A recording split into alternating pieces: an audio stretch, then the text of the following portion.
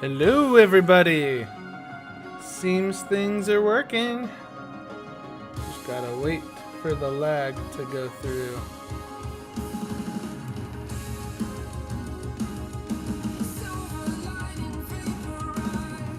All right, it works. Time to commence the stream. Let's see. All right, so we're going to attempt to get to quiz 2 this stream on Rustlings. I recently completed all of Rustlings, so now I can try my hardest. All right, Rustlings watch. Is evening within primitive types. Let's go to that area.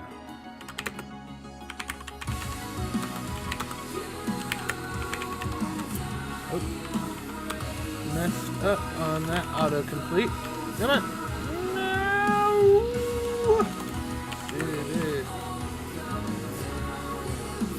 Okay. No. Then primitive types 1. There we go. Fill in the rest of the line that has the code missing. No hints, there's no tricks. Just get used to typing these. Okay. So what is our main issue? Expecting identifier, found keyword.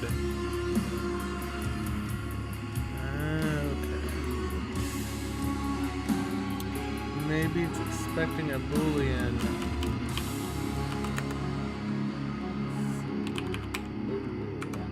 Bool. Nope. It's hard for me to talk and concentrate on coding, so I'm going to take a minute here to just look at it. Look at it. Uh-oh. No, do not update Firefox. Yeah, they're just wanting me to make it is evening. That's it. Okay. Okay. So is evening is going to be false. Yay, it worked. Good tiny warm up. Let's get to the next one. Primitive types 2.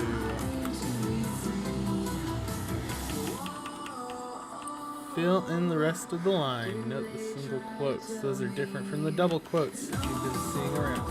Yep, single quotes for just a single character. Double quotes for more than one character, signifying a string.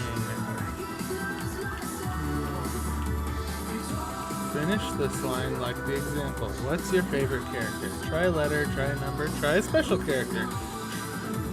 Try a character.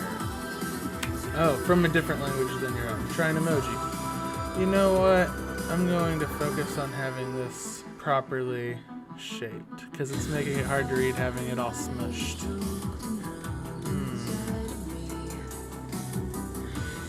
I don't know. Everybody needs to see this part. Maybe I can... Yeah. Mwahaha. Okay. Your character. Let your character. But it's my character, not your character. Is equal to...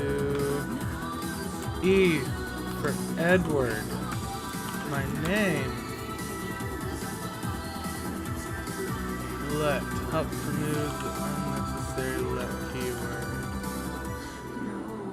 How is it? Oh, it's another one of this stupid right here. Okay. Well, watch this. You ready? There. And now watch. We're going to delete it. And because it's Vim, I can just press paste. But that kind of didn't work. Never mind. I'm not that cool. Oh wait, can I be? How about this?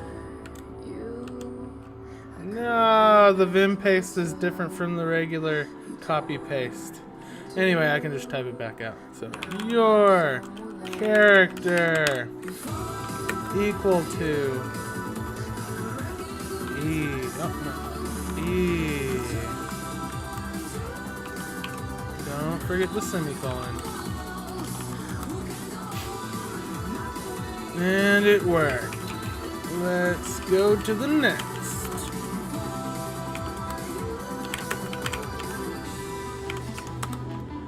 Alright. Create an array with at least 100 elements in it where the question mark is. Execute Rustlings hint primitive types 3 or use the hint watch subcommand for a hint. I'm good. Let's make a vec. Now, do they want an array, or do they want a vec? We can make an array. Just a regular array. If I remember how to do it right, syntax is everything. Alright, so we're going to go for 100 elements. So we're going to go 0 to 100, which is actually going to be 0 to 99 because of how programming works. Does it work? It did! I remember things! It's nice to know I'm not really breaking down mentally. Alright. I have a brain that functions! Okay, get a slice out of the array where the question mark is so that the test passes. Execute Rustlings hint blah blah blah. Boilerplate. Okay, slice, nice slice. Hey, if only it were E, then I could make the E meme. E, A. Okay. First, two, third, which is actually fourth. So I should actually probably do 4. We'll just see. A reference to the slice.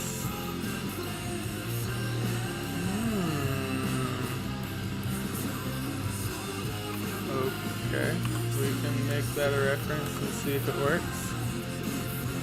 It does! Yay! Alright. Primitive types 5.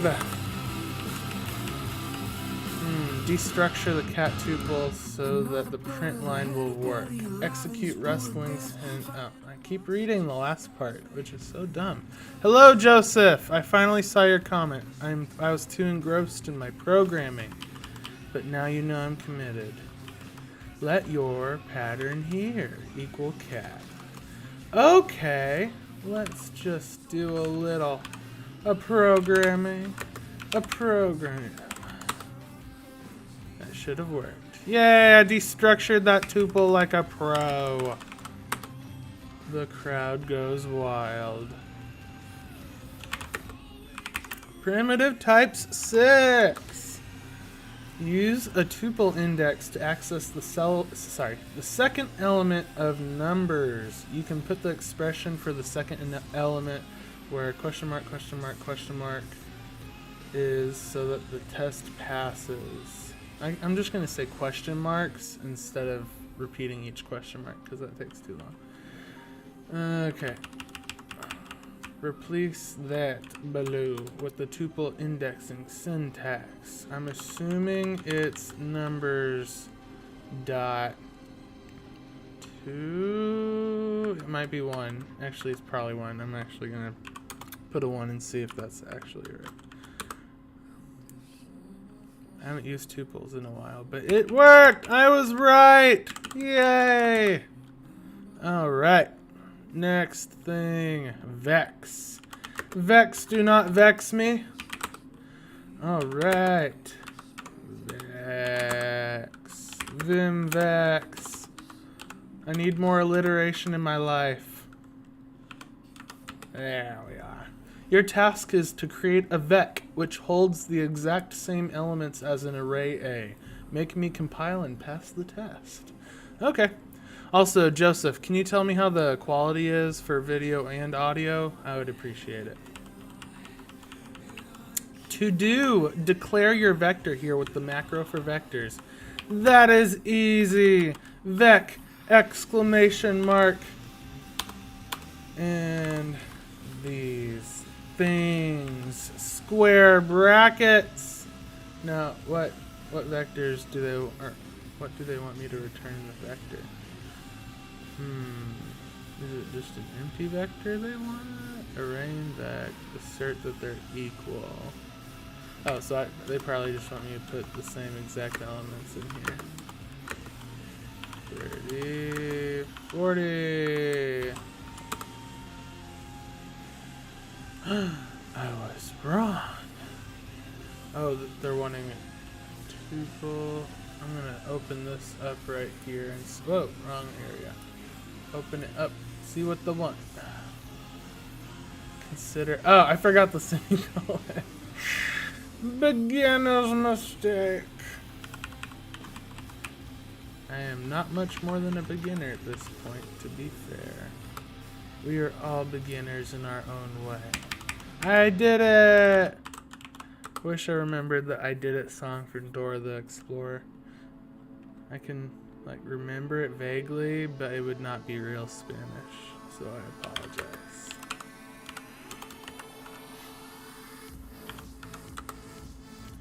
Alright.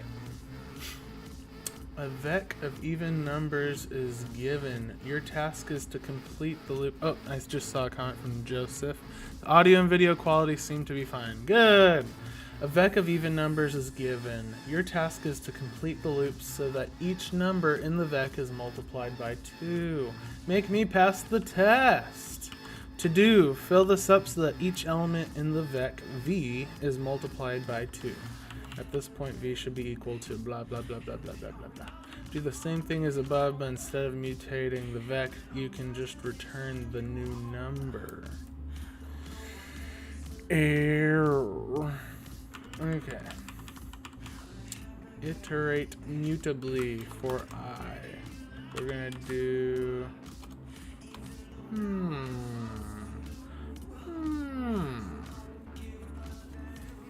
Alright. Vec loop for I and v dot iter mutably. That means for every item I, we want to make I equal to I times 2. It might have me doing some referencey stuff in a bit, but we can check that in a second. Right here, do the same thing as above, but instead of mutating the vec, you can just return the new number. So this is using the mapping method on an iterator in Rust, and that allows you to run a closure, which is basically a function on each item of the iterator. So let's do that. Num equals num times 2. Alright, and we shouldn't have to put a semicolon there if I remember correctly. Let's see if this runs. Yeah, that's what I thought. We have to dereference the I, because I is a mutable reference. We don't want the reference, we want the real deal to change. I was wrong. What is wrong with me? Oh, we have to make the we have to change it from a reference to mutating the actual thing. Yay, it compiled. Next problem. We should be moving on to move semantics something. Hold on. We'll figure it out. Move semantics. Yeah, that's what it says. Move semantics 1. Okay. And they're not going to give me much help up here at the top this time. See that? So barren. Alright, I am not done. Vec 0 is a new vec. Vec 1 is fill vec, vec 0. What's the fill vec function? It seems to take a vector input and then it makes a new mutable reference to it, and then pushes some numbers to it and returns a new vec with those added items. I'm not sure what the problem is. Let's look at this. Cannot borrow vec1 as mutable, as it is not declared as mutable. Okay. So, I mean, I'm assuming they're just wanting me to change it to mutable. They didn't say I'm not allowed to modify it. Oh, I accidentally made the other terminal disappear. Oh, it ran! We did it. Let's move on. Also, never press caps lock when you're in Vim and then forget you have it on, because it's scary pressing commands that are accidentally the uppercase versions. Okay, move semantics to make me compile without changing line 13 or moving line 10. So, I'm not allowed to touch line 13. And no moving this one, line 10. Okay. Alright, it's already mutable here. We need to look at the errors to see what they're unhappy about. Borrow of moved value vec 0.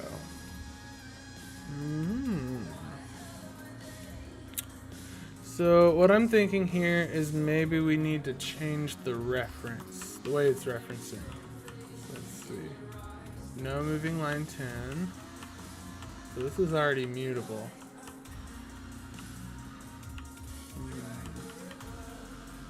This is making a mutable vec.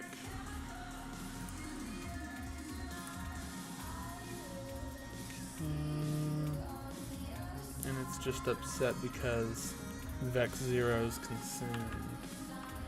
So we probably want to make this, we want to input a reference to vec 0. That way we're just reading the data and not taking ownership of it. So reference to vec, and then we need to go in here and make this a reference. And then, so we're going to make, let's see if that just works, because I might be wrong. Come on. I'm really getting irritated of not being able to have both things on the same window easily. Let's just make it more even. Ooh, you know what? More even. That works for me for now. Expected that because of that, try conversion method to vec, because it's a vec reference that we're returning on accident. Well, not on accident, but you know what I mean. Okay. We could just try making it return a vec reference, and let's see what happens. More problems. Okay, we don't want to return a vec reference probably then. Let's see. I mean, we can just do 2vec and see what happens. The Rust compiler error messages are very helpful. Like, one of my favorite features of Rust. Write it, baby!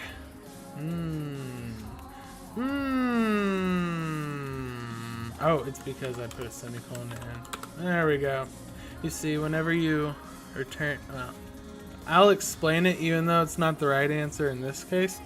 But you can put an expression as the last line of a function in Rust, and you can just return it instead of having to do like a, if I wanted to return it in a normal way, I'd put return and then a semicolon, and that's how you can also return from a function, but you can also just put the value at the end. Okay, 2vec will not work apparently. Maybe it's wanting a mutable reference. Beautiful. Yeah, that should be what it's wanting. Probably. Could be wrong. Might be talking stupid talk. Anyway, let's go. Mute vec. Let's see.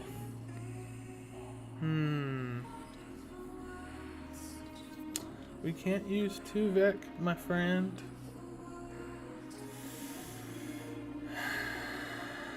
Okay. Oh wait, we can't move line 10.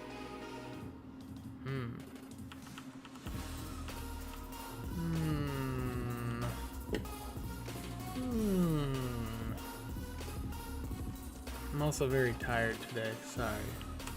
That's my excuse. And I stick to it. Okay, I can maybe try making this a reference and then giving up this mutable crap. We don't need to change vec 0. We still need to pass it as a reference though.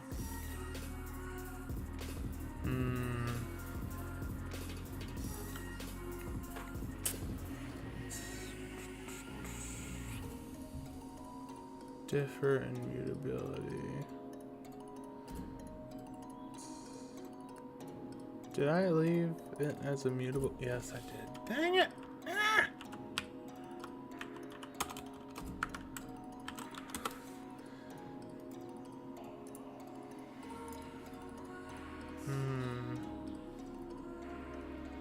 What is vec in this circumstance? A reference. That's no bueno. Okay. Maybe this needs to dereference.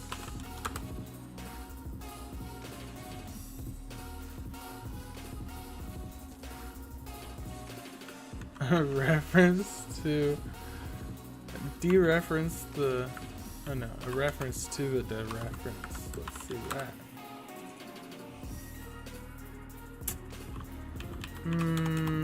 I remember this one giving me trouble the first time I solved it.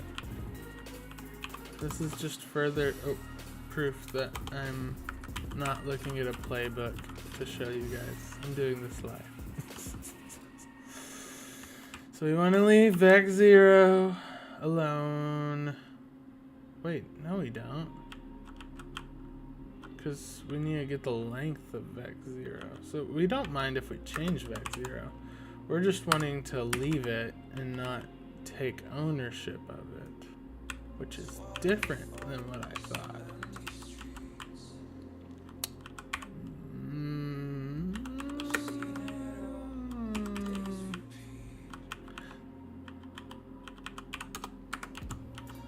So we're passing in mutable reference.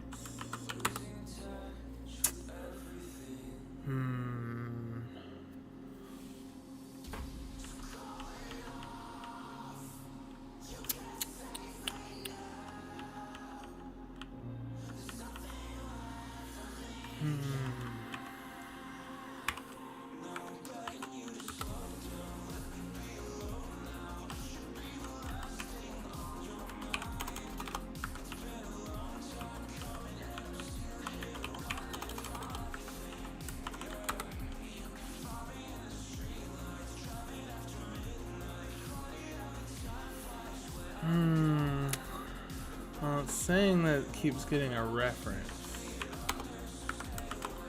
Still getting a reference here. So maybe we dereference. Oh, crap. No! Get out of full screen. No! Let me free. Come on. How did I even get full screen? That was a bad move. Ah! The pains of Vim are showing themselves! Okay, let's just quit out. Let's just quit it. Okay, right quit. Exit. Okay, we're gonna have to reopen a terminal. New window. Stream area. Rustlings. Exercises. Move semantics. Vim. Move semantics 2. Okay, I feel like we're getting closer.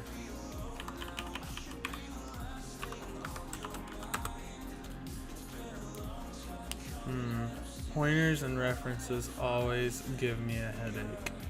Remove this mute. Variable does not need to be mutable. But it does, because we're actually trying to modify its contents. Does that mean we need to pass this in as a mutable reference, and that's why we're throwing a fit? It very well could be. Mute.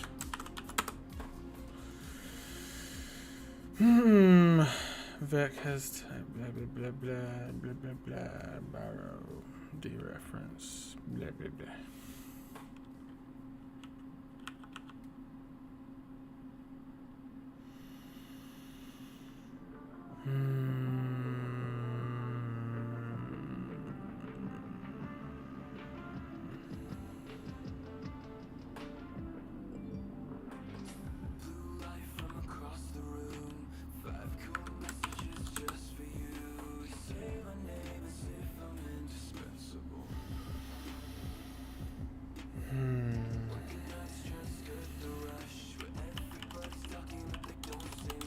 How about we try implementing the solution that worked for the other thing, and then we, oops.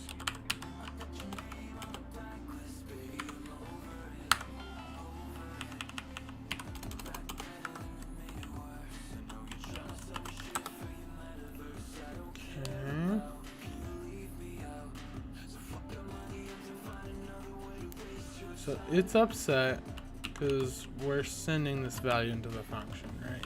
So if we turn this into a reference, you should be happy that we're not moving it out now, right? Come on, stop going to that window.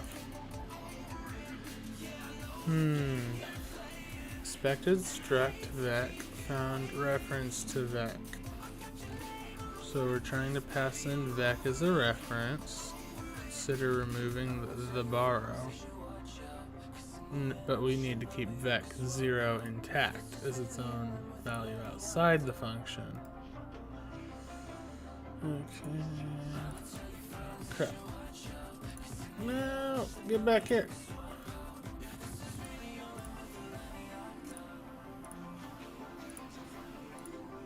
Finally.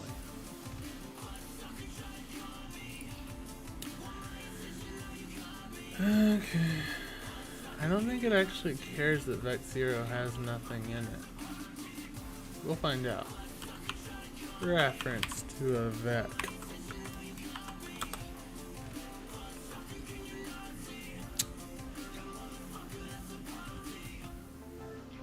So, I think I found our problem.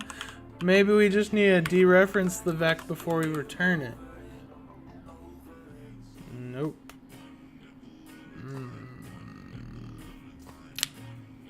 Let's see what it's throwing a fit about in particular.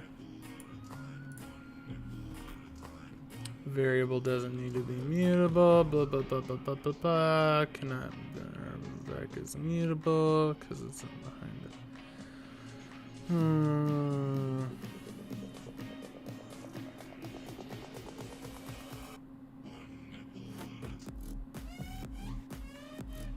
So, what are you telling me, buddy? Is it that I need to get the value out of this vec here?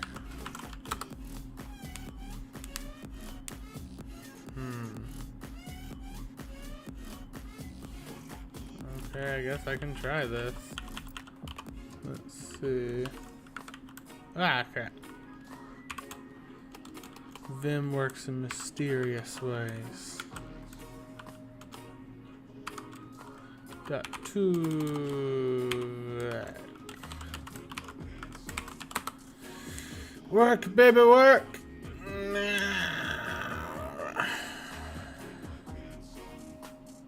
What am I doing wrong? Who knew I'd get stuck here and not later? It's upsetting. What if it just wants a mutable reference and it'll stop throwing a fit about?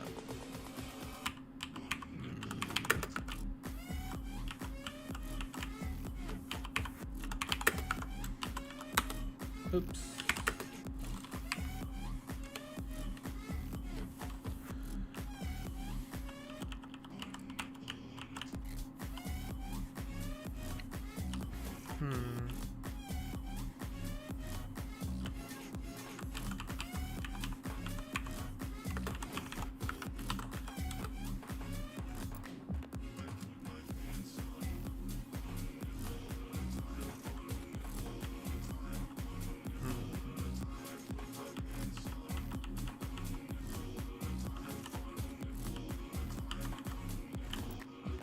I just want the value of that. Can you just not give it to me? Like, or just do a clone or something? Okay, that's it. You just cloned it. That's a different answer than my old one, I gotta say. That took way too long though.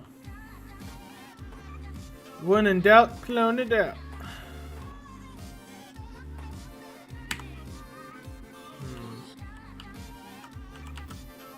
Move on. I want to look at my old answer though. If you'll hold on here a second, I'm going to go look at my other answer. I'm going to bring it here for you to see as well.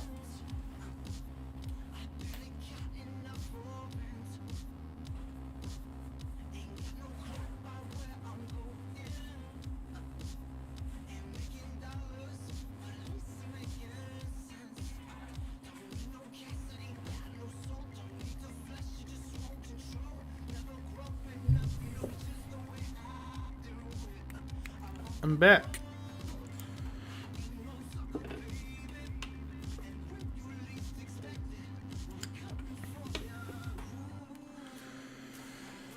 Okay. Let's open new terminal. New window. Oh, over here.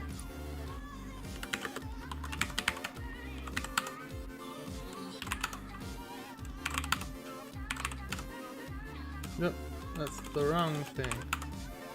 Rustlings, exercises, CD, move semantics.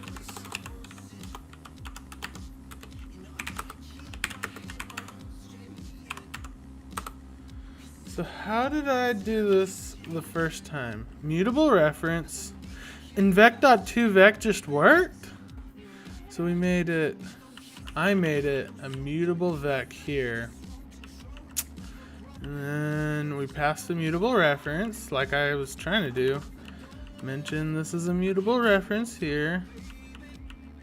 And I just did vec is vec without making it mutable. Oh, because it's a mutable reference. Oh, I was probably making it double mutable. This works here because even though I was failing hard a second ago, I still learned a lot more about references and stuff since I first solved this problem. But we must be, we're literally just making vec itself. This would probably still work if you just left vec as it is. We, like this part right here, probably not even necessary. We can test that.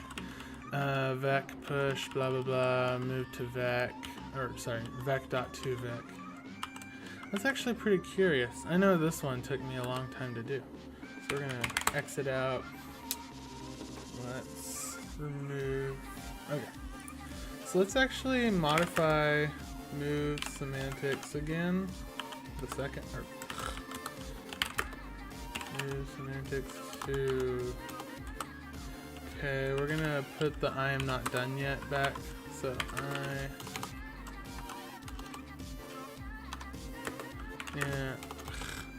on, caps lock, cooperate. Not done yet.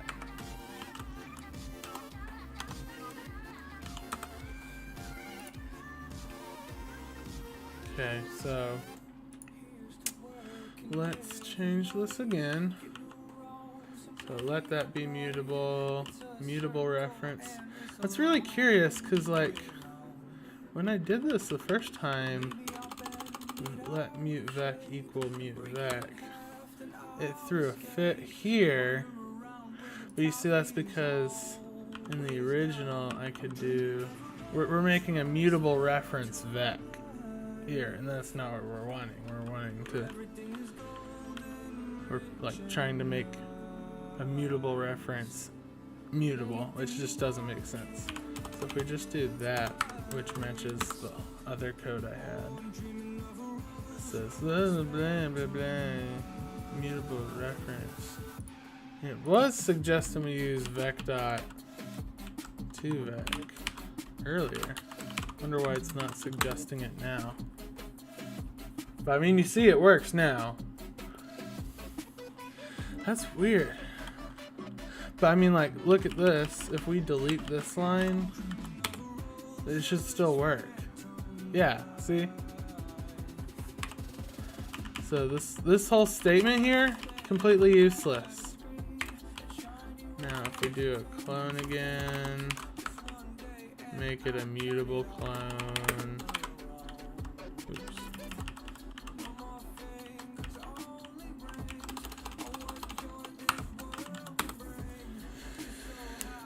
Yeah, that compiles too. Weird. Weird things abound. That's an interesting new way I found to solve it, though. Good to know. Info. Let's actually, we gotta get rid of the I am not done yet statement. There we go. Let's move on to semantics 3. Alright. No lines with multiple semicolons necessary. Execute Rustlings, hint, move semantics, or use the hint watch command, not subdomain. Okay. Just changing lines. Oh, hold on. It's the same problem as before. What's your problem? Cannot borrow as mutable. Oh, it's gonna have us solve it the way I found in the other one. Like my second way without cloning it. That's gonna be how we do this, people. It's nice to know the same solution works for multiple problems. Let's go with mutable vec 0. Make you get a mutable vec. Can you get a mutable vec? That should work. Nope. I cursed it.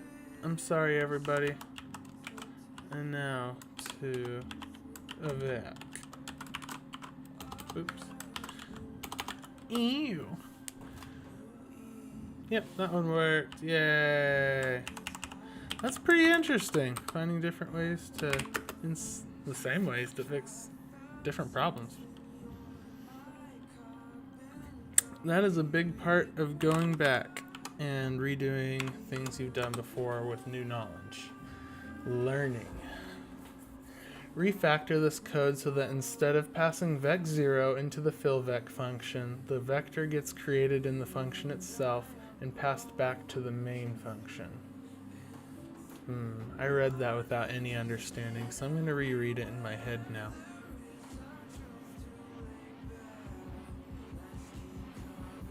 Oh, that's pretty simple. Okay.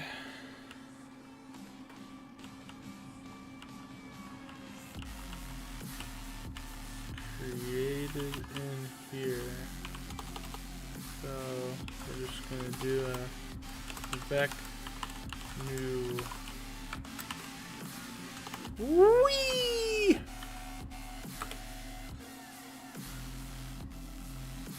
Did it right?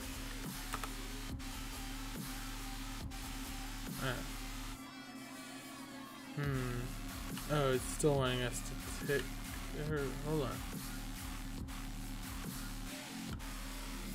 Okay, so it's just wanting us to do this.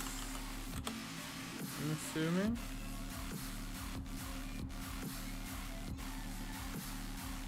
Oh. So, I guess we can just, like, do that? Okay. Yeah, we just don't need vec0 anymore. Alright.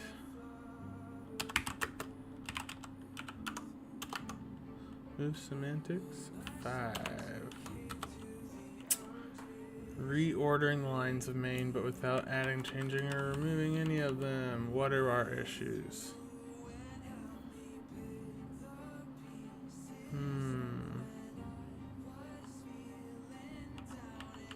It's just a simple order of things issue, seemingly. Let's go with a delete this line and see if just moving it simply works. Yep, it did. Gotta make sure your assignments and variable uses, moving them around, are in their proper orders. Move semantics 6.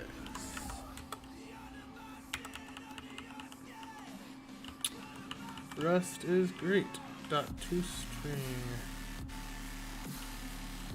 should not take ownership. Should take ownership. I mean, I'm pretty sure they're just trying to make us do the opposite. So I put an at there. Put in the, or not mute, reference. Removing this. Removing this. I forgot you could put a mute before the variable name. That's interesting. Yeah, I figured it wasn't going to be sunshines and roses. Construct string. Oh, expected just a string. So we just try that. Yay, it worked. Next one. Structs. CD structs. Them structs.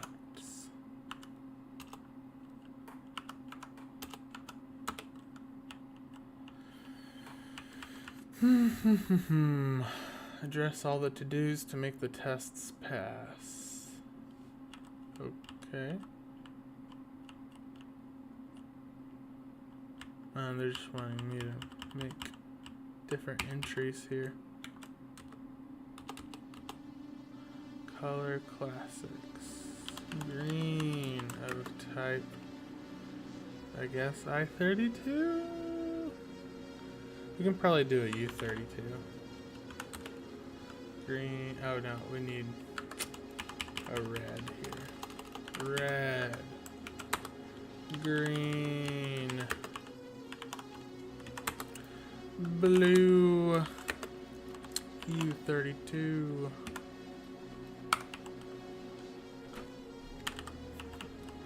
And then a colors tuple struct. I can't remember how tuple structs work. Red, green equal tuple structs. Are they just numbered? Is that right? Oh, I remember, I think. It's just like you put I32. Sorry. U32. U32. U32. Alright. Instantiate a unique like struct. I don't really get what you're wanting from me. Let's just see what happens.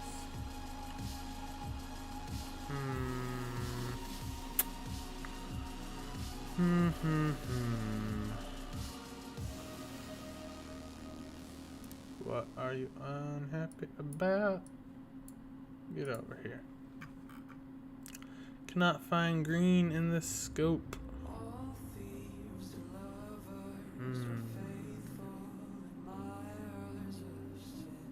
Not sure what's going on.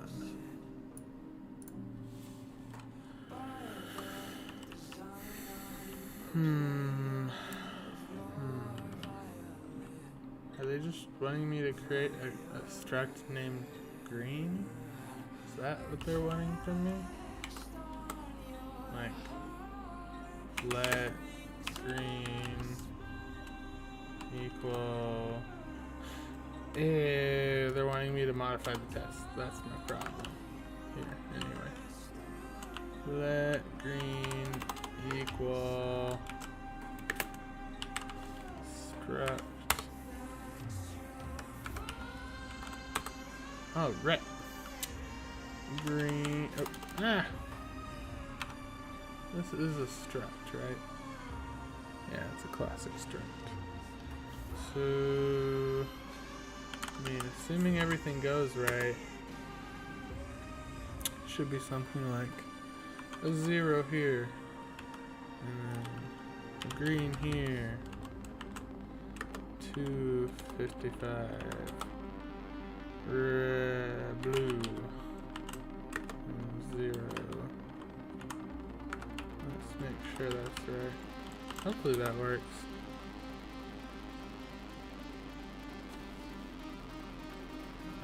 It's wanting me to put a nice little cap on it, the semicolon. Why are you unhappy? Substruct. Struct by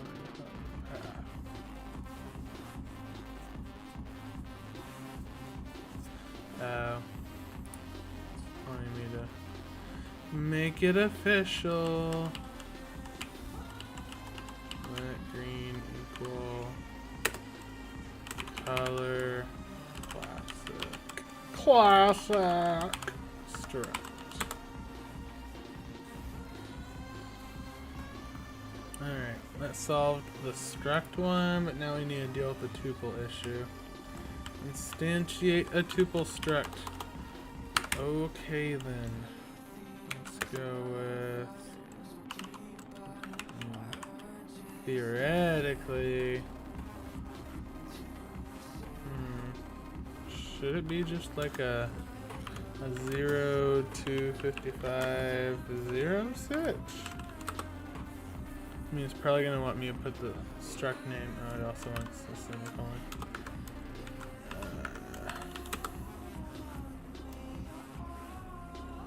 That seemed to solve it. Now you need a unit like struct, whatever that is. Unit like struct. I mean, what do you even want from me on that? Is it just like, is that it?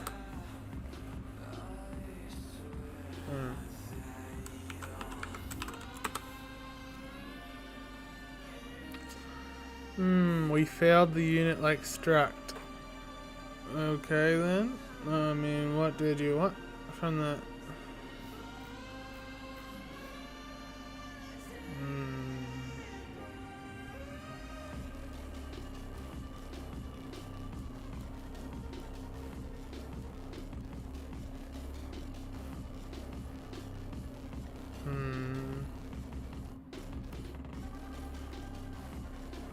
Is it like the type that it wants?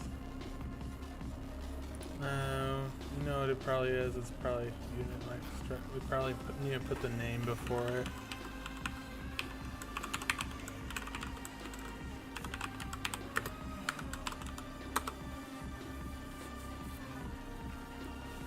I don't really remember this exercise, but I mean, I solved it, so you know, there's that. Okay, structs to, where are you? Oh, I did structs, not structs. Ah.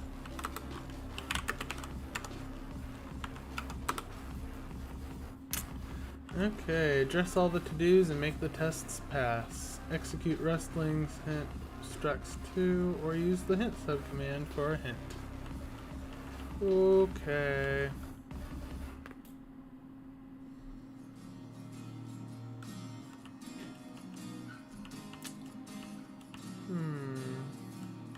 To do, create your own order using the update syntax and template above.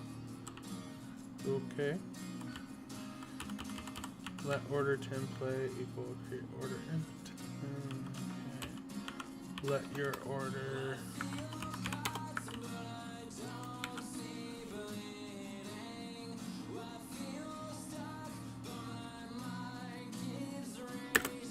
I'm assuming it's like a, let's see, we have a struct, so it's just an order. Order in the court. Okay. First thing is gonna be the name. Okay. Hacker in Rust. Lame name, dude. Hacker in Rust. That's totally me. And we're gonna need to turn it into a string. Can we just do a 2-string? I don't want to have to type all that. 2-string. Let's hope that works. Year. Order template dot year. I mean, okay. Wait, is everything else okay to use? Everything except for count.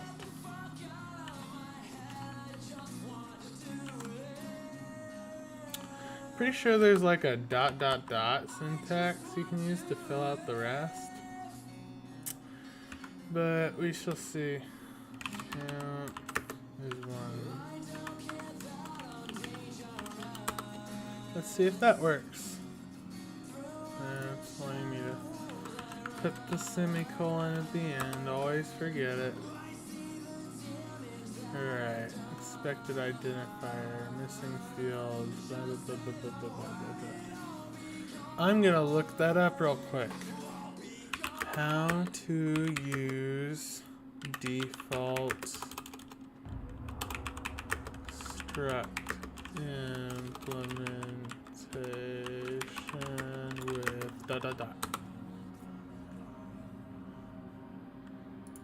in Rust. Come on. There we go.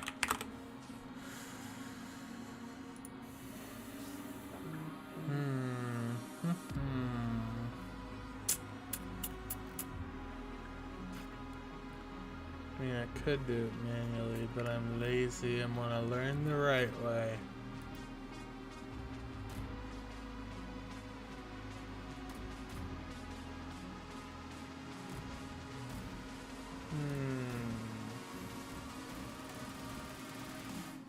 Oh, wait, if I remember correctly, it's like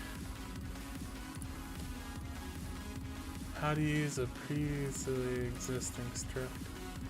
How to make a struct using another struct in Rust.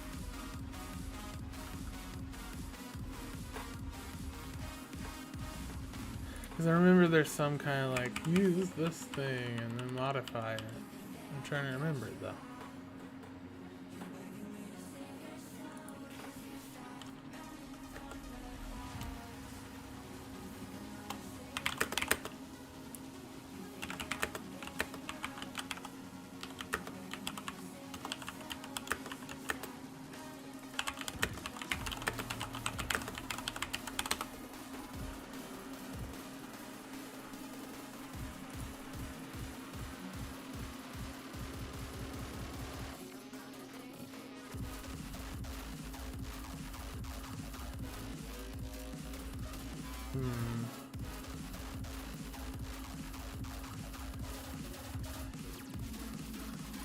I mean, I'm gonna try to wing it, so let's try that.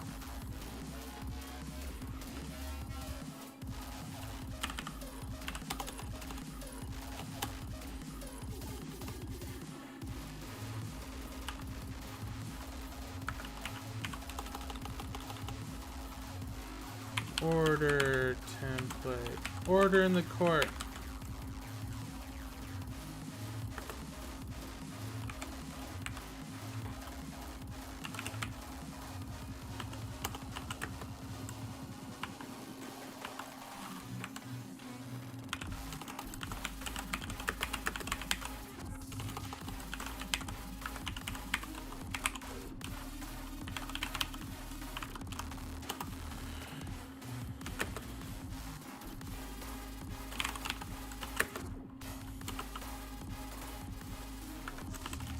Let's see if that works.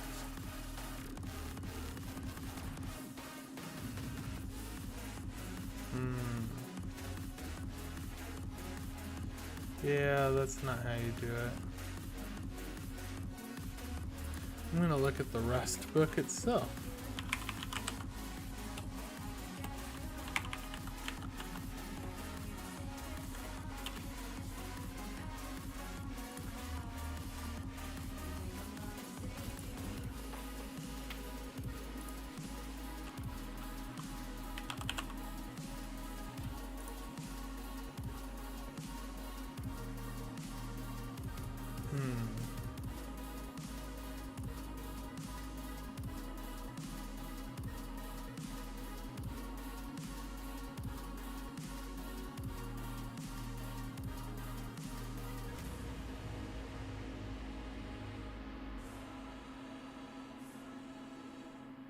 Struct update syntax.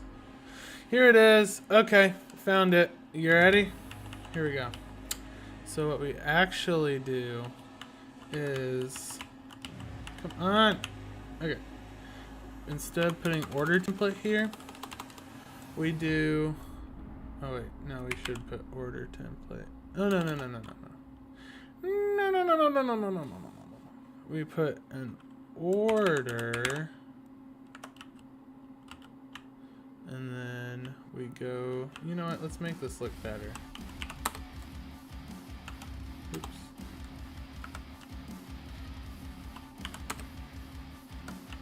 And then we'll do order template dot.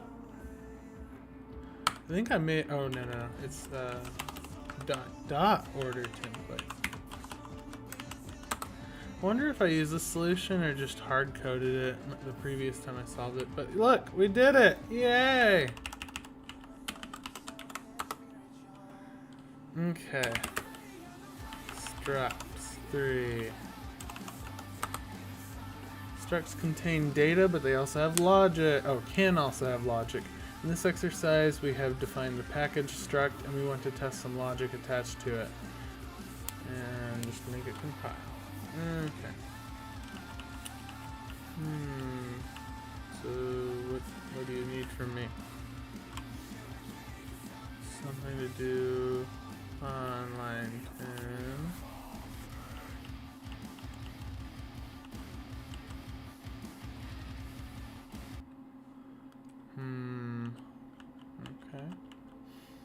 Okay. Get fees is not a function. Oh, they're just wanting me to fill this out. Okay, there's probably some rules we have here. If package is that many grams, cannot ship weightless package, else blah blah blah blah blah blah blah blah. Is international. Center country. Okay, so we'll just do if sender country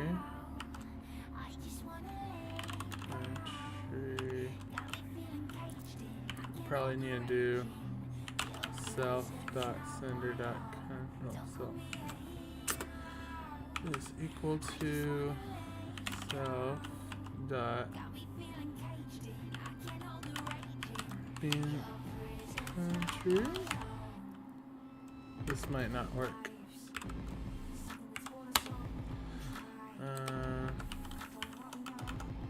Then return true, else, well, we don't even need to make the else that long, we can just put false. And we're returning a bool for that. Alright, let's see if that makes it happier.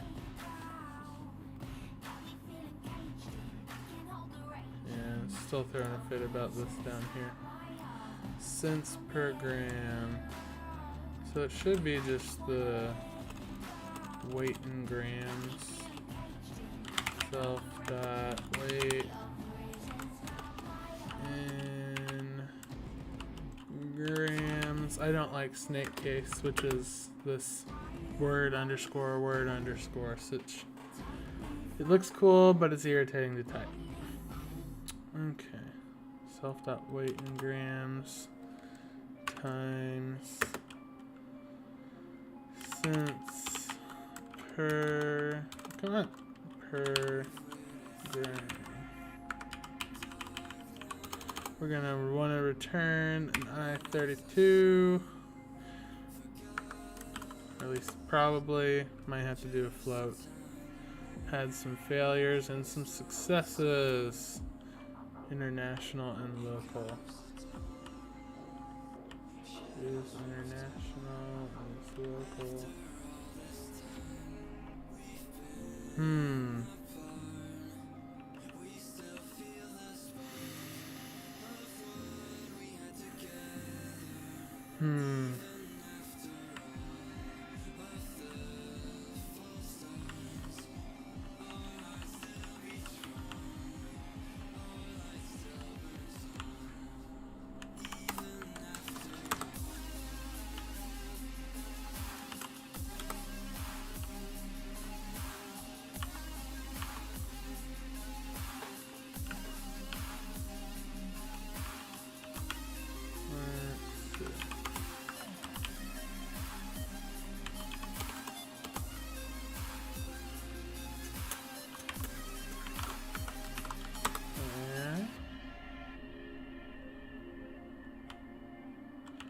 Self.cinder underscore country.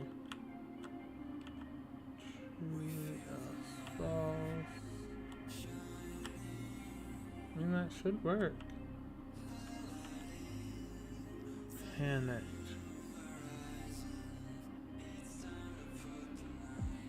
Probably missing something obvious.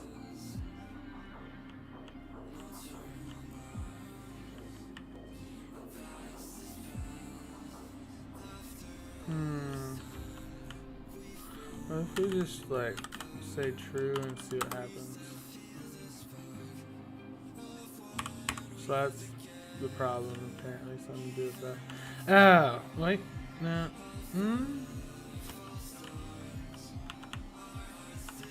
Can we remove the self-dot stuff? Would that do it? Yeah, I figured it wouldn't work like that. At least I got that part right. Maybe I'm misspelling it. Recipient. I mean, it looks correct. Oh, wait a second. The value's reversed. It's always the simple stuff. Simple stuff and references. That's what gets me. There's actually references that were screwing with me on the last exercise. So references are hard. Period. Alright. Enums. cd dot dot. cd enums. Okay. Vim enums 1. Find a few types of messages used below. Okay. You can just do quit, echo, move, change color. That should work. Yep, it did.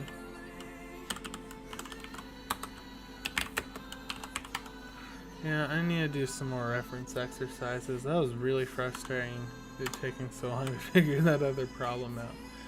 But I was creating a mutable reference, or I was trying to make a mutable variable out of a mutable reference when not even doing that was necessary. I just needed to use the mutable reference as it was. It's always hard doing stuff on camera.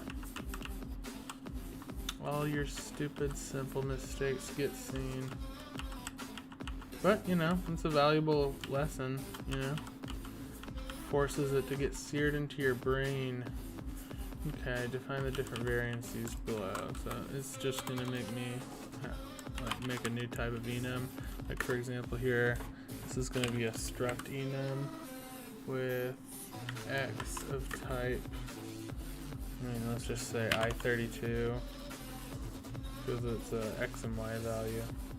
Let's go y with an I32, and then echo, oh wait, hold on, we need a comment here. Echo here is just going to be a string, so we can make it a string. Okay. Oops. And change color, tuple. We can probably use U32s here. Okay. And then just a simple quit. Let's see if that works. Yep, it did.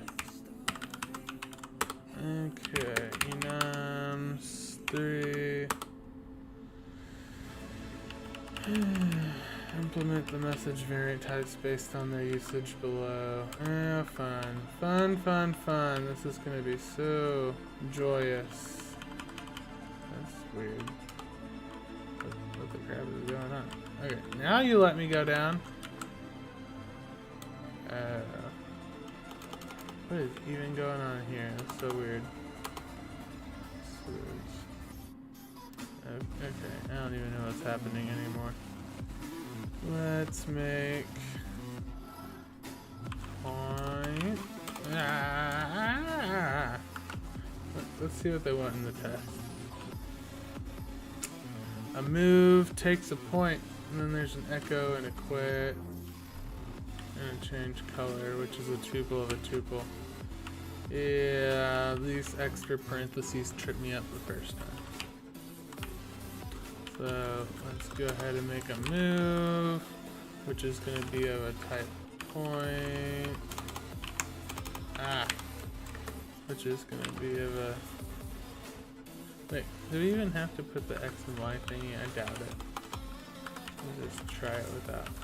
I want to be lazy. Quit. Come on. Alright. Change color. Which this is a tuple. Double tuple. Let's go with a U32, U32, U32. And then we had something else. It was like echo. It's probably a string.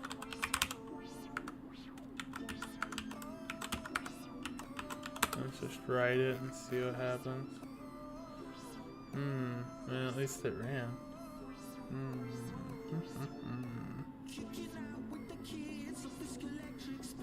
Where are you throwing a fit about? These are zeros instead of having all that. To do, create a match expression to process the different message variants. No, this is gonna be so boring. Okay, not boring, just tedious. Okay. Match message.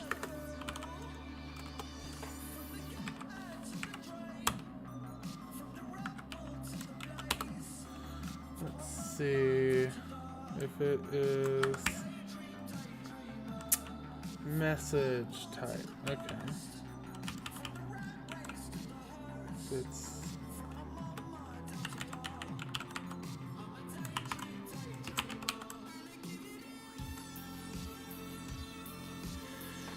okay.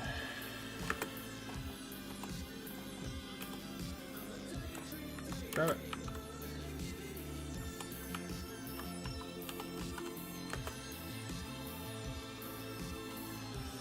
I mean, what does it even want me to output from this process?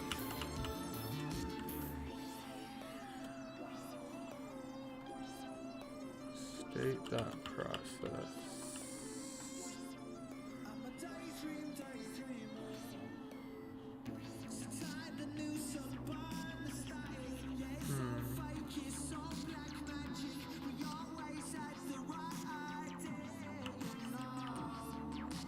Is it just wanting me to assign values?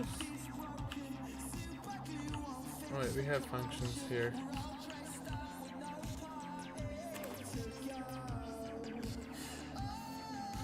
it just wanting me to call the functions? Probably. Let's do that anyway. Move position.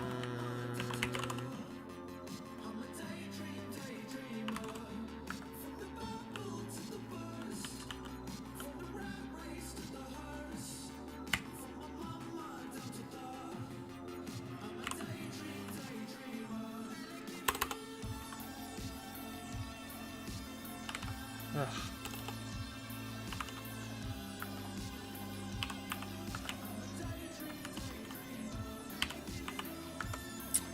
Let's hope that works. Message. Quit.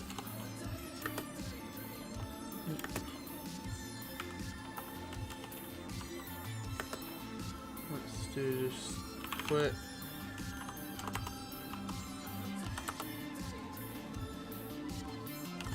Message. Echo.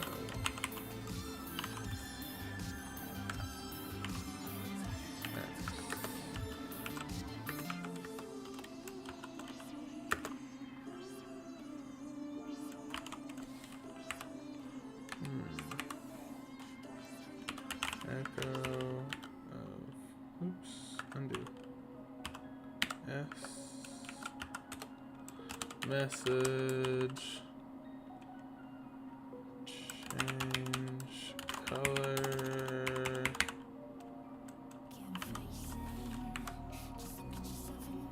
Probably want to use color.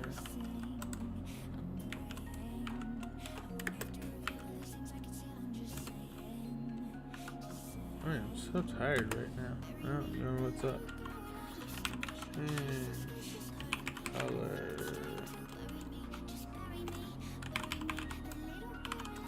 I probably want you to just pass some color like that.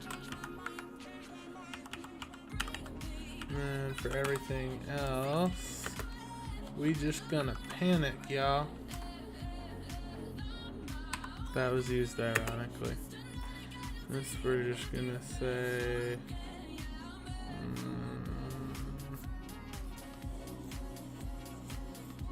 I don't know. What are we gonna do if it fails? Well, actually that should cover all cases. Let's just see if it accepts it. Accept my offering, exalted machine. What is going on? Not doing something. Okay, let's see what's there. Not found in the scope. Move position. State. Dot.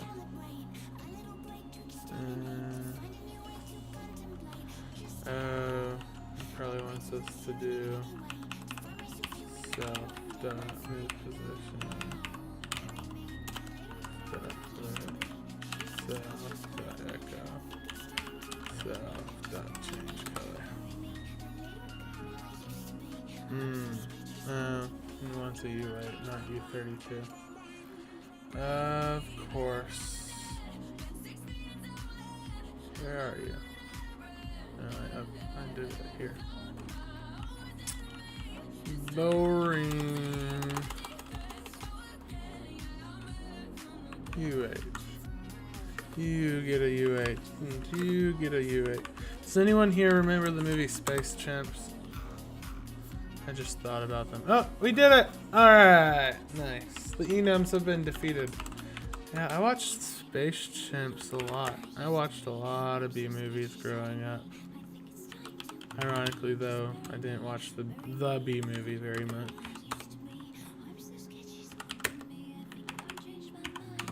Okay, strings. Okay. Make me compile without changing the function signature. Okay. Temp, blah, blah, blah. Try not changing this line. Okay. Is a color word. That is a color word I know.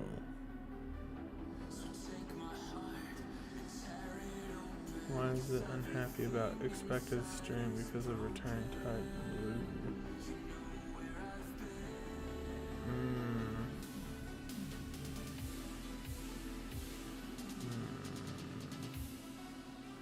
I mean, it's probably a simple case of it's the wrong type.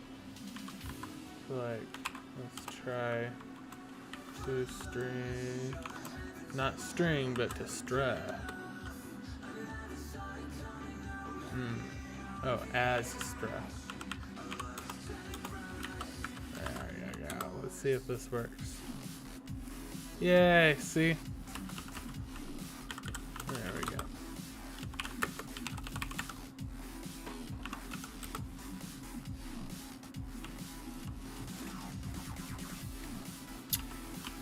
Trim.me removes white space from both ends of the string. Are they just wanting me to look up trimming stuff? Hey, why is this showing up like this? You should be updated. Let's quit and rerun it. Acknowledge my progression.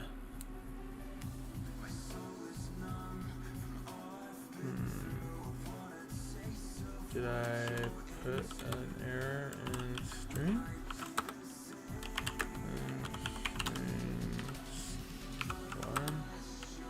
What is it unhappy about?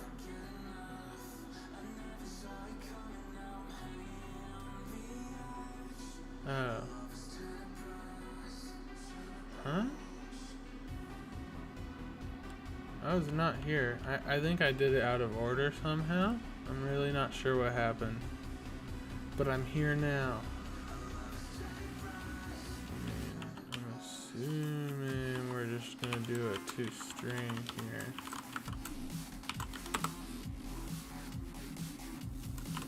Okay, weirdo.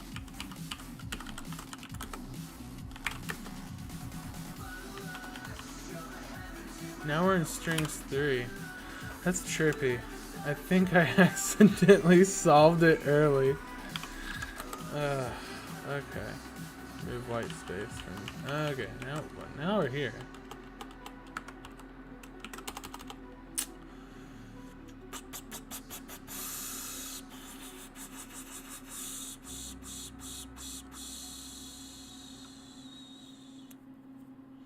Input dot parse. I really don't know. I'm gonna look up how to trim strings again. How to remove excess white space from string ends rust. When in doubt, look it up.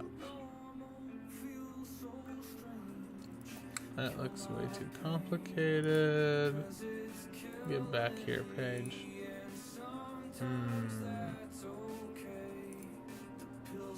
Yeah, I can just use trim apparently. I'm assuming that's gonna work. Trim. Add world to the string. There's multiple ways to do this. Yes, there is. Oops. Alright, we're gonna take input. We're gonna push space. Oh no. Space world exclamation mark.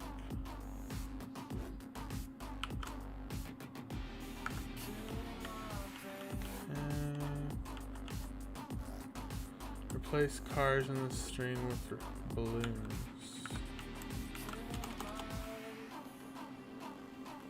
Input dot replace. I'm gonna look up how to replace strings.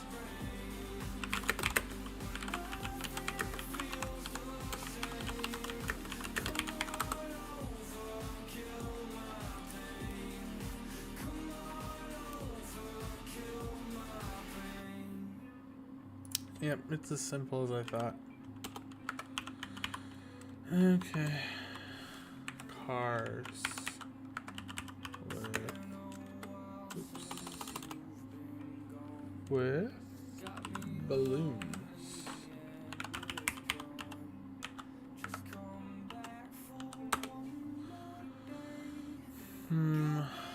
Yeah, I figured it was gonna have me do that.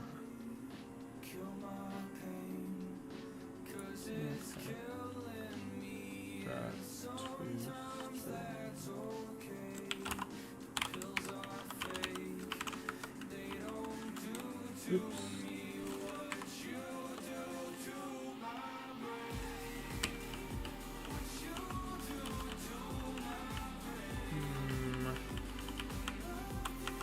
Got 2 string. Got push.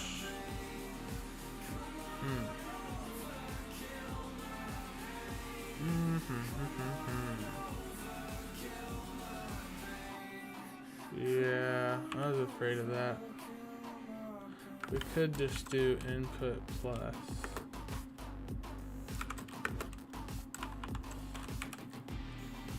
Space, world, exclamation mark, dot.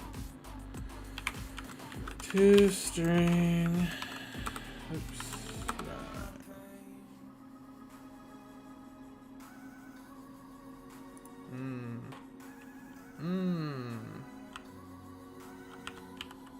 Got 2 owned. Why would I need a reference to this? Oh, it's just expecting that. Okay. Okay. Apparently it worked. Alright.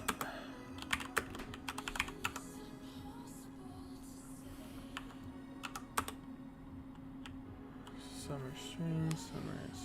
Your task is to call one of the 2 functions. No hints this time. Okay. I'm gonna say string slice.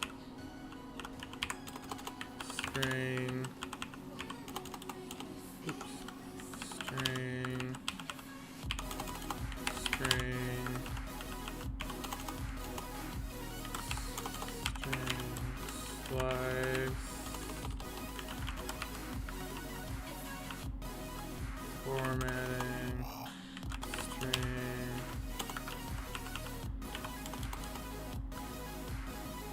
I'm gonna say string. Oh, wrong thing.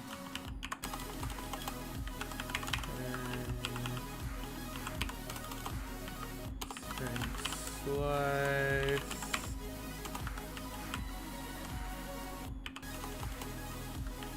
String.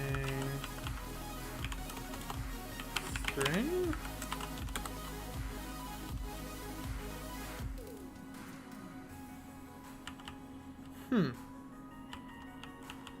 I thought this one. I don't know, but it's interesting. And then apparently in line 14. Oh, wrong thing. Huh, that was the only one I had wrong. Coolio. Oh, that reference should have given it away.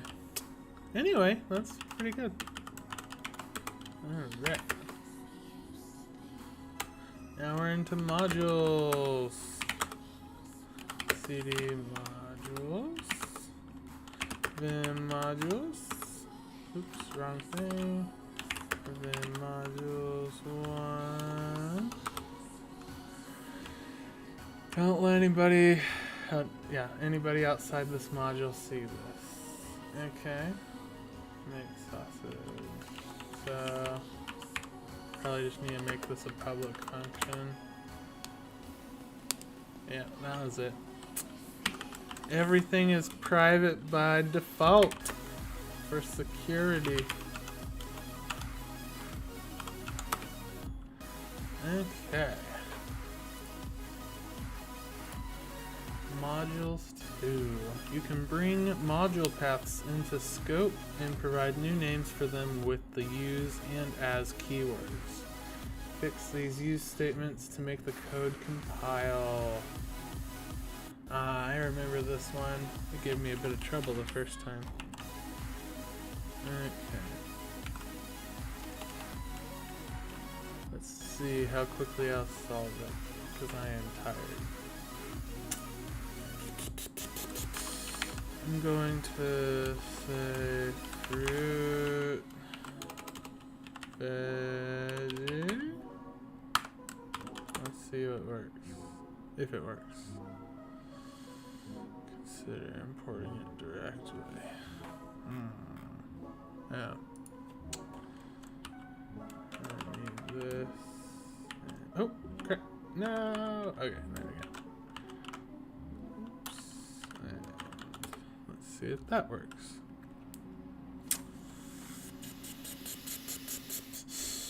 Still unhappy.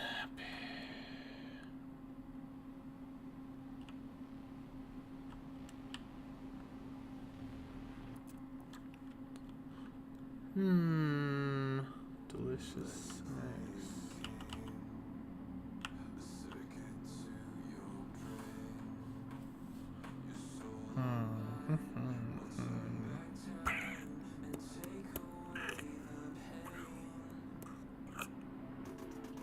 Veggies, cucumber. Yes.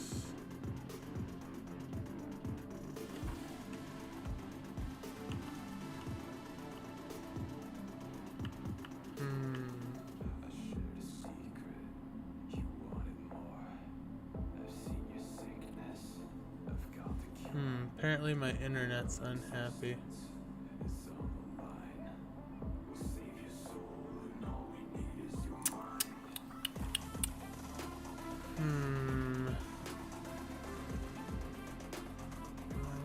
think. Self fruits pair as fruit. Cucumber as veggie. Private constant. Maybe it needs to be a pub use. Insert pub use. Yay, I got it!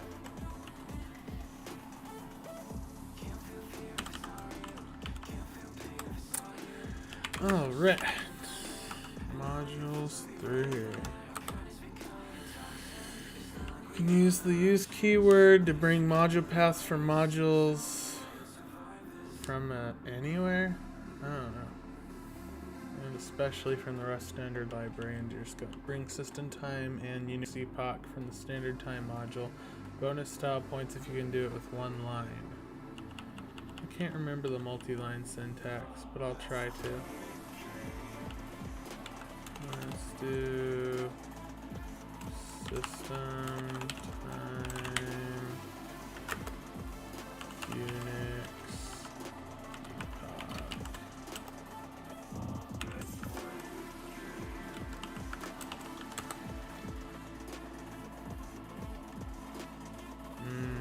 That's a problem. Okay. Standard time.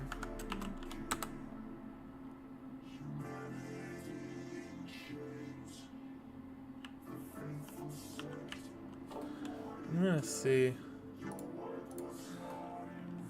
how to import multiple things in one line Rust.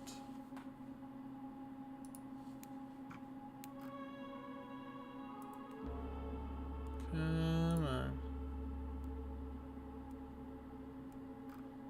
Can't be that complicated.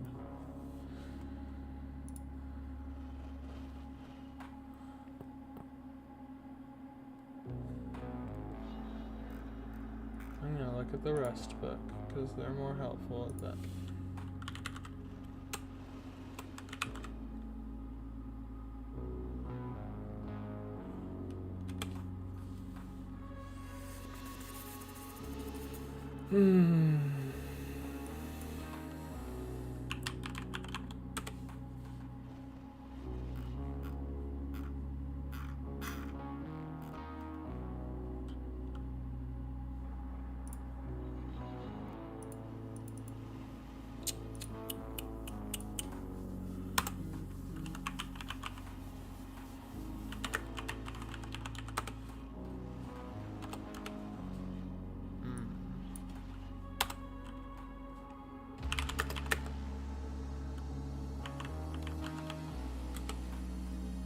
I can probably just look through the chapters and find it. Let's see.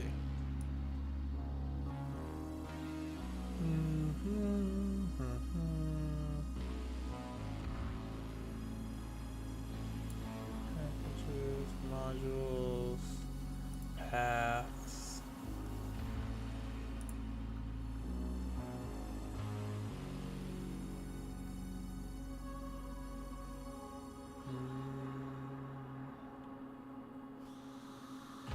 Feel like I'm getting close.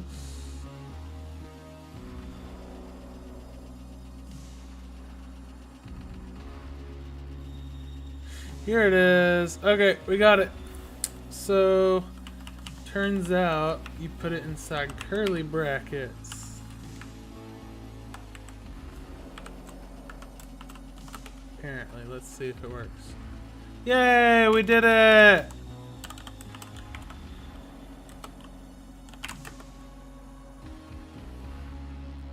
Hash maps.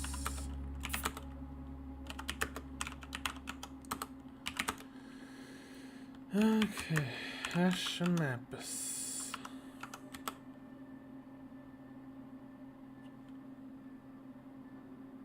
A basket of fruits in the form of a hash map needs to be defined. The key represents the name of the fruit, and the value represents how many of that particular fruit is in the basket. You have to put at least 3 different types of fruits, e.g. apple, banana, mango, in the basket, and the total count of all the fruits should be at least 5. Make me compile and pass the tests. Okay.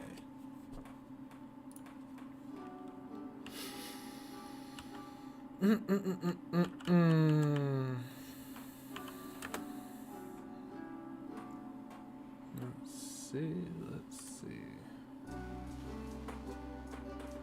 Let mute basket equal.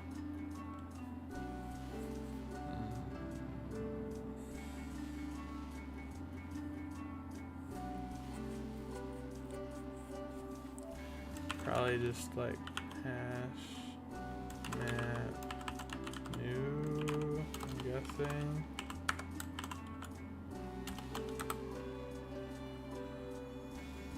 Okay, that did something. Put more fruits in your basket here. Basket, dot insert.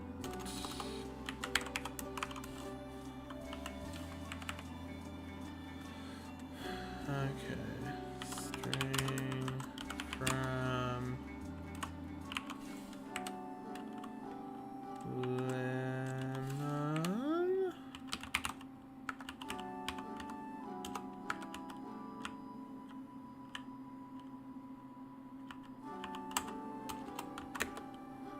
File 4. Okay, let's just copy that, paste it. Lychee. And avocado.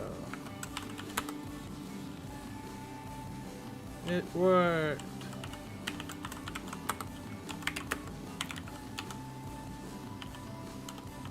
So apparently this program's already working, but we'll see what we need to fix. The basket of fruits in the form of a hash map is given. The key represents the name of the fruit, and the value represents how many of that particular fruit are in the basket. You have to put more than 11 fruits in the basket. 3 types of fruit, apple, mango, and lychee, are already given in the basket. You are now not allowed to insert any more of these fruits. Make me pass the tests. Not allowed to insert any more of those fruits. Oh, it just means we have to do other ones. Okay, that's fine. 4 fruit and fruit kinds.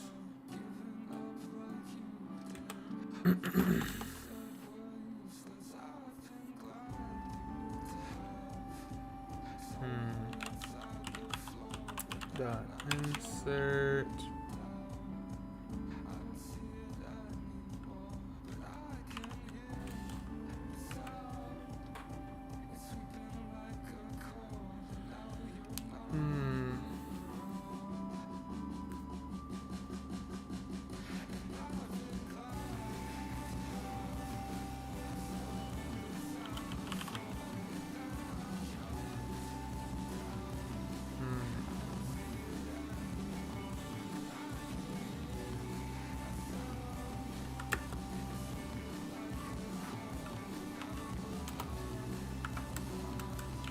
see what this does.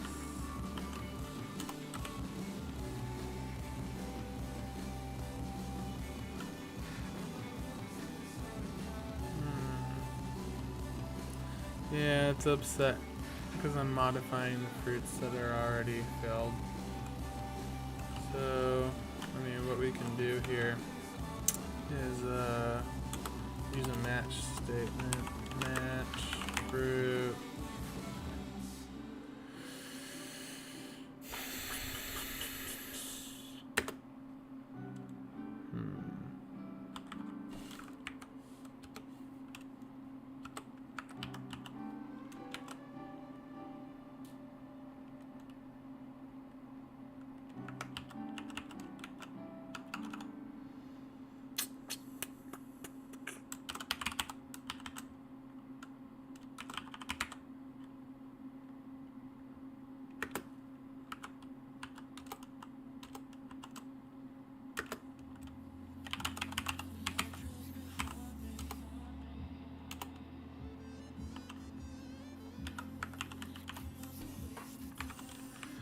Okay, so we're just gonna continue. Anytime we see that, it might not work because we're outside of a loop, but I can't remember for match expressions, so we'll just see what happens. But let's yank, paste, and what were all the types that are already used? Mango and lychee. Okay. Mango.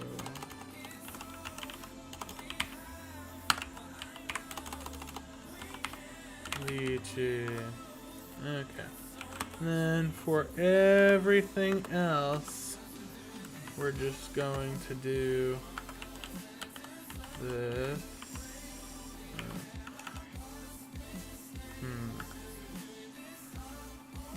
Okay. Let's delete that.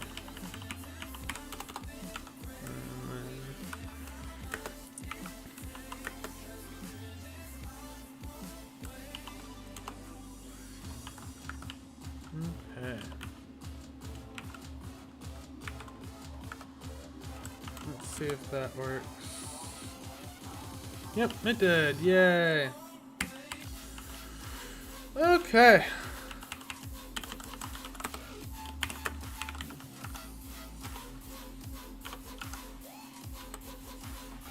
List of scores from a soccer match is given. Each line is of the form Team 1 name, Team 2 name, Team 1 goals, Team 2 goals. For example, England, France 4-2. Oh, I remember this one. I hated it.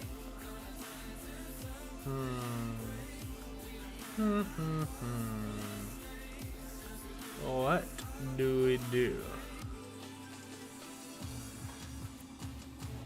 Build a table of the scores. One approach is to build the scores table is to use a hash map. The solution is partially written to use a hash map. Complete it to pass the test. Make me pass the test.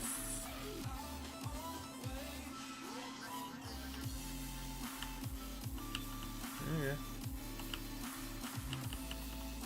Populate the scores table with the details extracted from the current line. Keep in mind that the goals scored by Team 1 will be the number of goals conceded from Team 2, and similarly, goals scored by Team 2 will be the number of goals conceded by Team 1. And so it seems we're just trying to return scores, which is a hash map.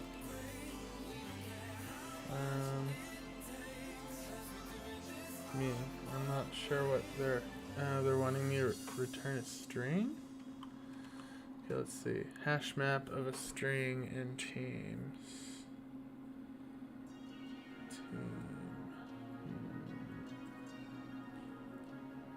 This one might take a bit of thinking.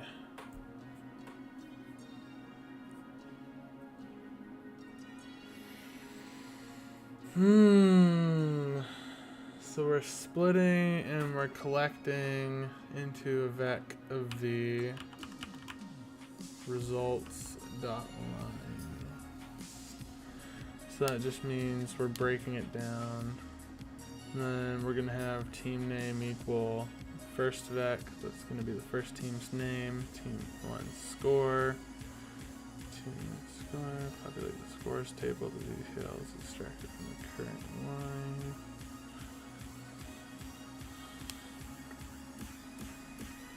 So like, how are they wanting it to look though? Results dot string plus.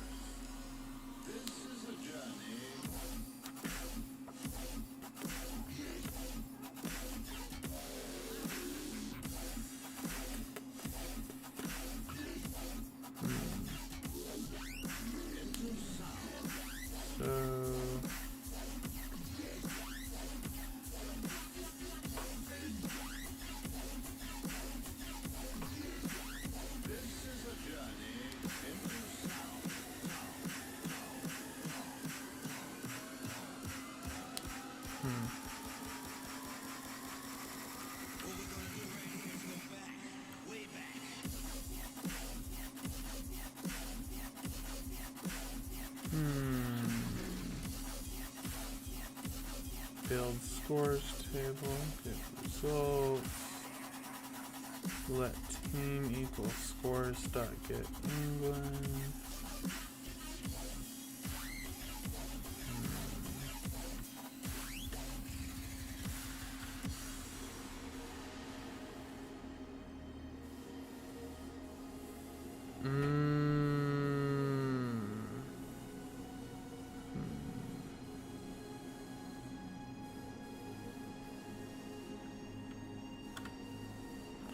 Function build scores table.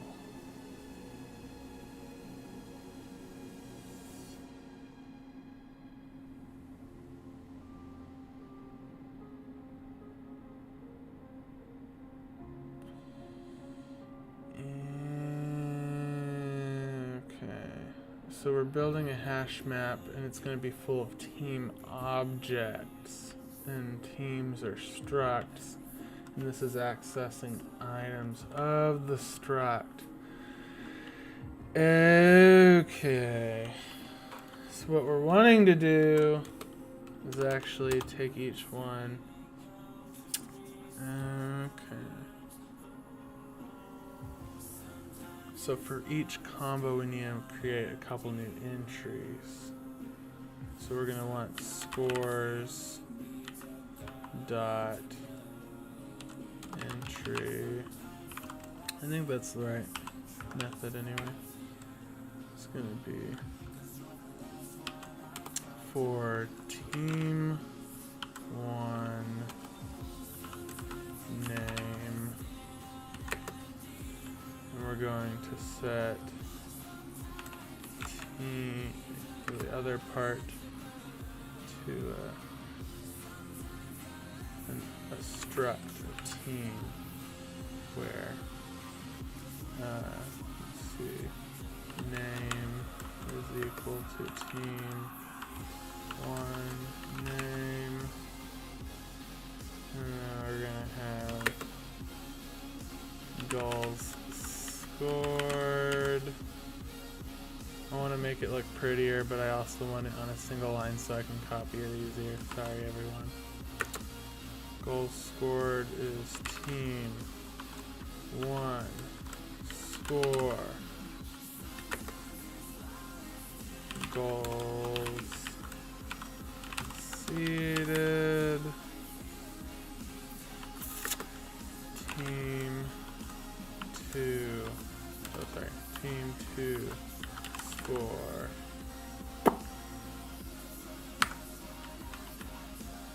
Okay. Theoretically that should work. Let's yank. Oh, hold on. Yank and paste.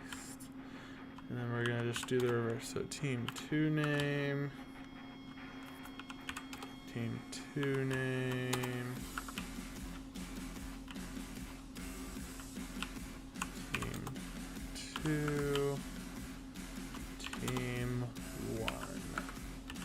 I remember I got tripped up because I got get and entry and insert all mixed up at a point. Let's see. This function takes one argument, but yeah, that's what I thought the problem was. Okay. How to add an item to a hash map.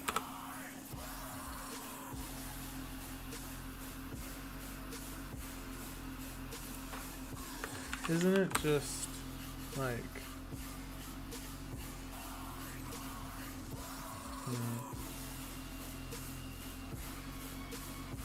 yeah, it's just insert apparently. That's probably what I'm missing. We shall see.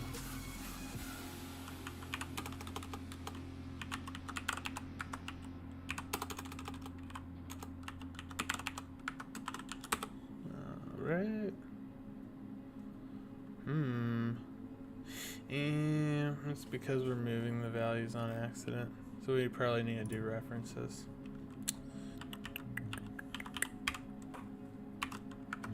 We'll see. Reference.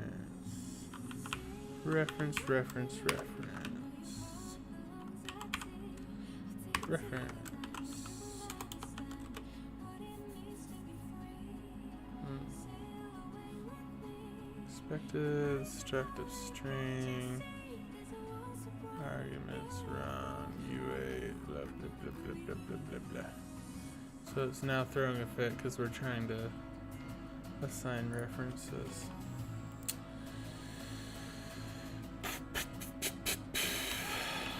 Let's see. Will it not throw a fit if I like convert it to the right form? Oops, sorry.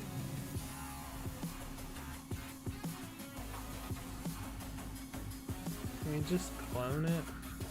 I don't see why not. I mean, I think the score is already auto-clone just because they're numbers. So we probably don't even need to worry about that.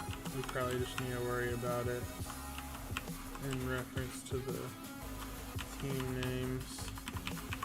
Dot to string maybe. Dot to string.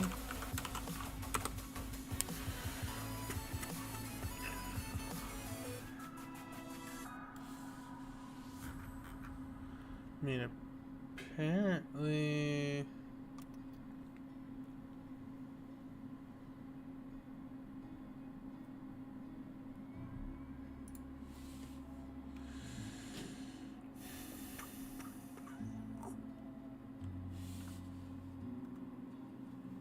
Why are you finding issue with me?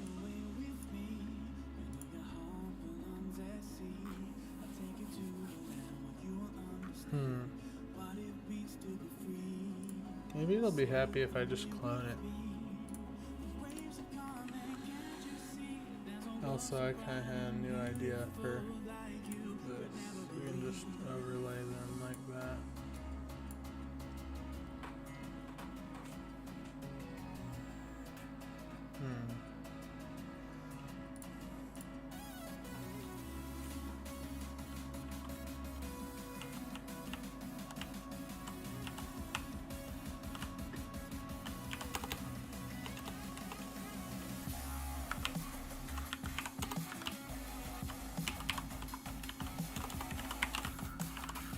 There's probably a more efficient way to do this, but I'm tired.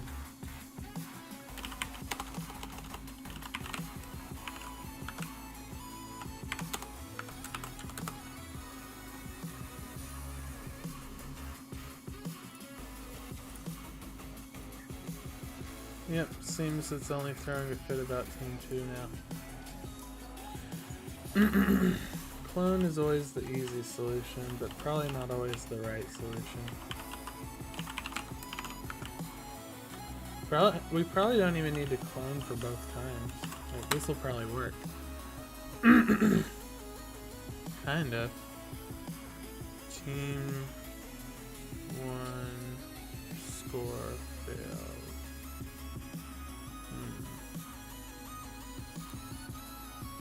Probably messed up naming something. Goals.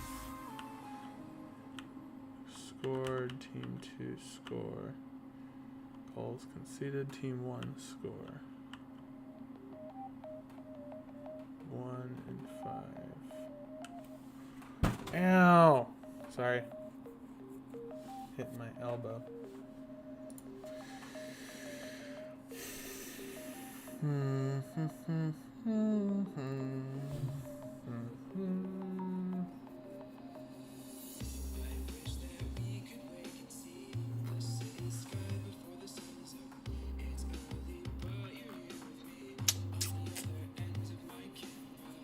I feel like we're so close. It's probably related to the clone, so let's just like full clone send.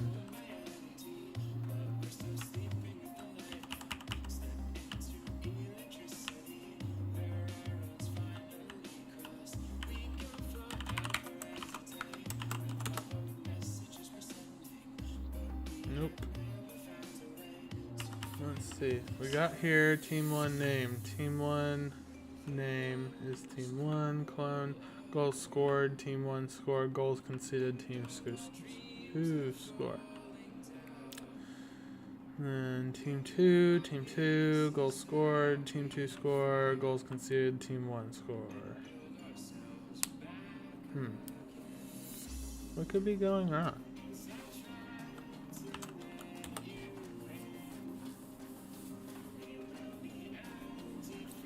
Validate team score 1. So it's failing here. Scores.get for England.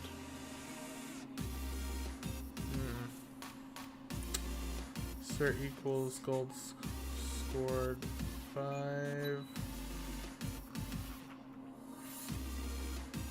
Conceded 4.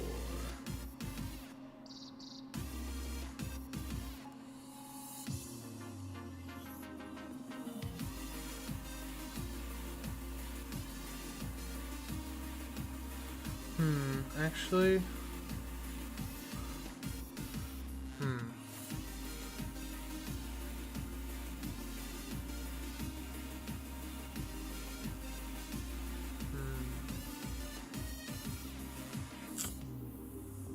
trying to think. Probably has something to do with the clone, to be honest.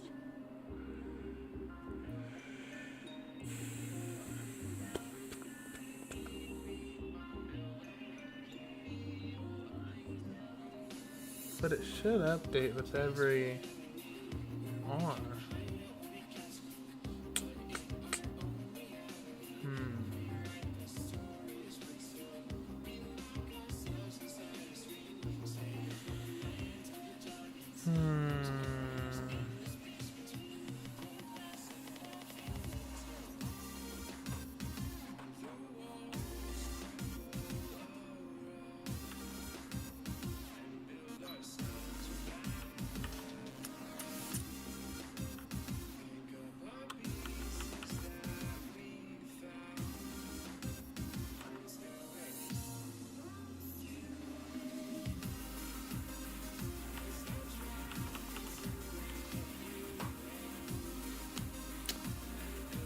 Hold on. Maybe it's overriding on the entry.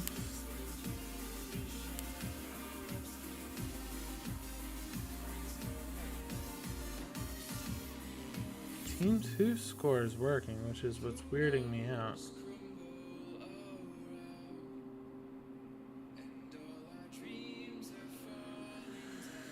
Oh no. It's getting pretty late. I might call it here in a bit.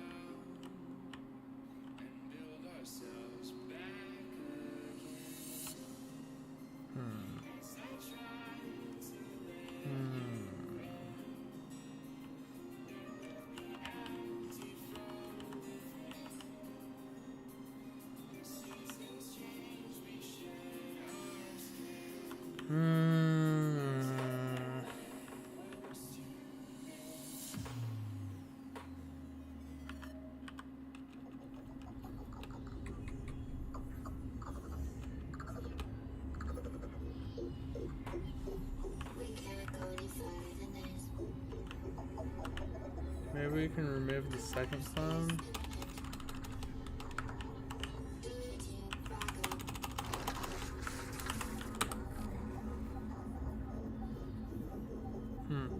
No, that didn't help.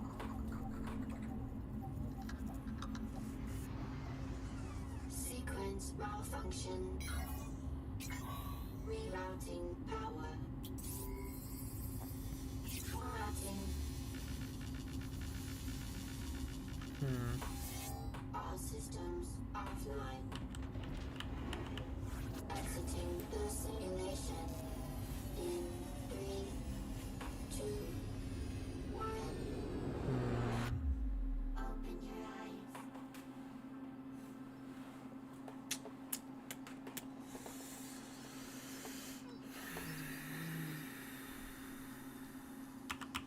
This is how it really is to program. A lot of thoughtful breathing and thinking. It's kind of chill if you're not having people watch you.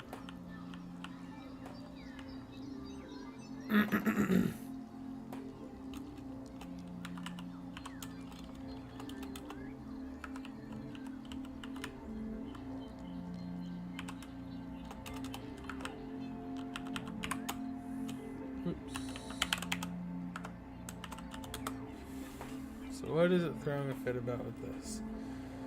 This move occurs, blah blah blah blah blah. Type string doesn't implement copy. Value used here after move. Where? Is it complaining about team names? Team 1. Yeah, that's what it's complaining about.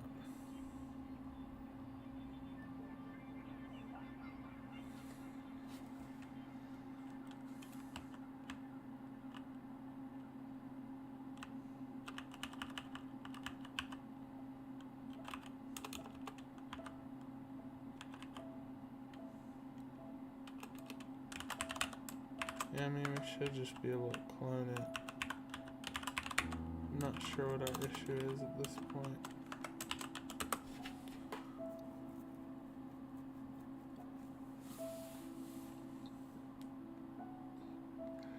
Hold on. Maybe it's wanting us to update them, like the totals.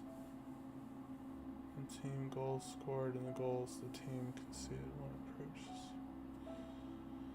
It's probably wanting me to add their scores together.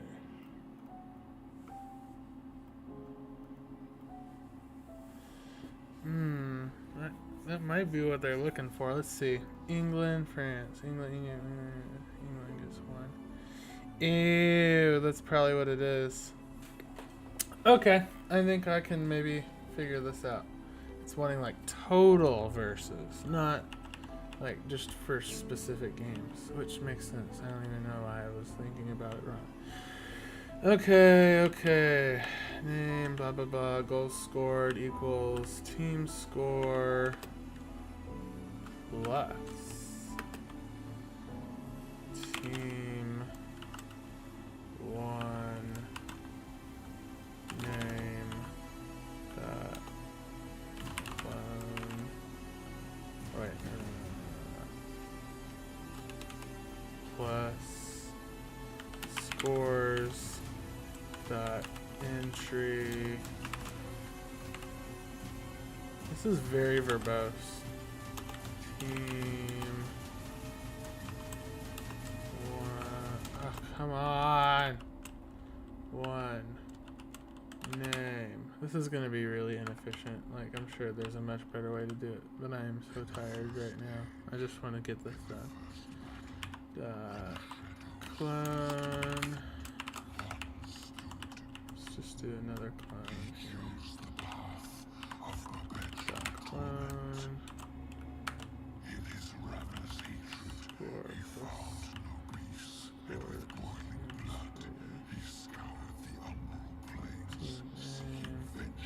goals conceded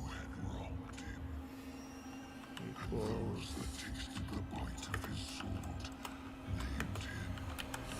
scores dot entry team, one name.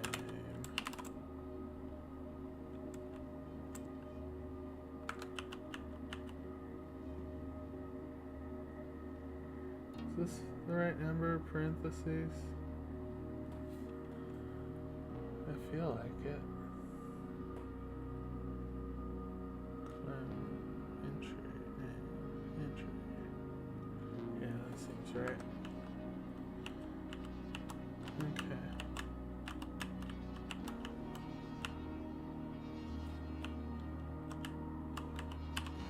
Let's just see if that works real quick.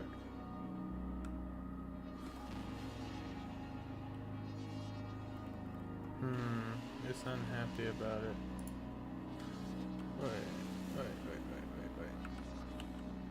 Dot entry team name. We probably need to. Let's see. That dot scores.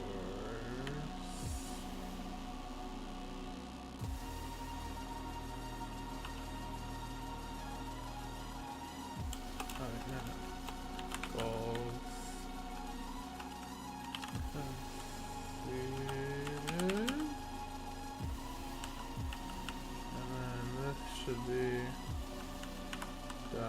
goals scored, theoretically. This feels like it's getting far too complicated.